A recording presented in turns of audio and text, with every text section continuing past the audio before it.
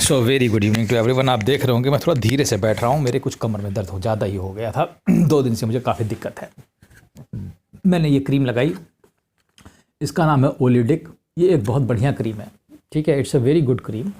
मैं आपको भी रिकमेंड करूँगा, अगर आपके कहीं जॉइंट्स में पेन है या कहीं भी पेन हो रहा है बॉडी में, आप इसको लगा सकते हैं। पेन स्वेलिंग या कहीं भी कुछ हो रहा है इस तरीके की, this is a very good cream. Any how, मेरा टॉपिक यहाँ दवाई बेचने का नहीं है, ना मुझे कंपनी ने पैसे दिए हैं स्पॉन्सर करने के। अगर ये देंगे तो भी शायद मैं इसे ना करूँ। बहरहाल मेरी बात सुनिए ध्यान से। मैं आपको दर्द की बात बताने जा रहा हूँ। गाना है दर्द है चुभन है, क्या दीवानापन है तुमसे मिलने के बाद दिल भर।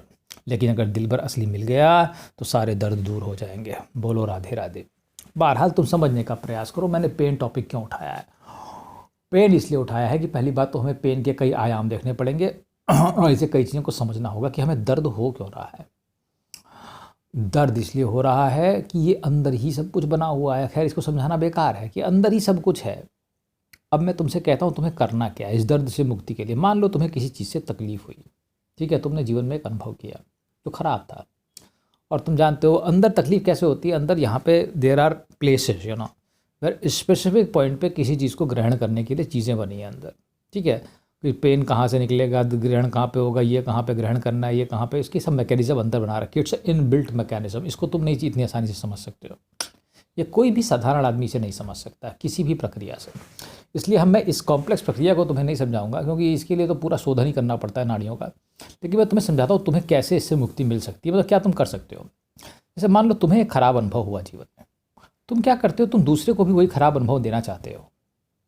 तुम उसे अगर कोई दूसरा उसकी खराब अनुभव में फंस रहा है तो तुम उसे कभी सही सलाह नहीं देते। ये तुम्हारा स्वभाव है, मैं तुमसे सच कहता हूँ। और तुम यहीं पर मात खाते हो। तुम्हारे साथ कुछ गलत होता है तो तुम दूसरे के साथ भी गलत होने देते हो और तुम मज़े लेते हो। हाँ, मेरे साथ भी हुआ, इसको भी लेने दो, इसको झेलने दो, ठीक है। यही तुम्हारी कमी है। अगर तुम एक सच्चे आदमी हो और तुमको चाहते हो कि सचमुच में तुम आगे बढ़ जाओ, तो जो दर्द तुम्हें हुआ है वो अगर दूसरा तुम्हें गलत रास्ते पर जाते हुए दिखाई दे रहा है तो उसे रोको, ठीक है। उसे रोकोगे, मैं तुमसे सच कहता हूँ, उसे उस गलत रास्ते में रोको। अब वो ना माने वो एक अलग बात है, लेकिन तुम्हें प्रयास पूरा कर लेना चाहिए, ठीक है।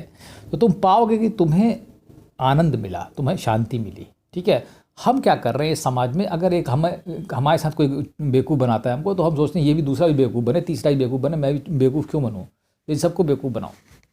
यही हमारी बस कमी है, क्योंकि हम किसी के पेन को अपने ऊपर लेकर के नहीं देखते हैं, ठीक है। हमने वो चीज़ बीती है, ठीक है। मान लो आपके ऊपर कोई चीज़ ख़राब चीज़ बीती, तो आपने अगर दूसरे को बताया तो देन वो एक दैट इज़ वो एक अच्छा काम है। दैट इज़ व्हाट इज़ वो मतलब दैट इज़ लाउडेबल। मतलब आप उसको कह सकते हैं कि ये एक अच्छा काम आपने किया है। लेकिन अगर आपके साथ इसका एक दूसरा पहलू भी समझो पहले। जैसे मान लो पेन है, ठीक है, तुम्हें हुआ और तुमने दूसरे को सही करवा दिया। दूसरा ऐसा भी हो सकता है कि तुम्हें हो ही ना, ठीक है, लेकिन किसी दूसरे को पेन हो रहा हो, तुम्हें वो पेन नहीं हुआ हो, पर किसी दूसरे को वो पेन कोई दर्द में है मान लो, ठीक है।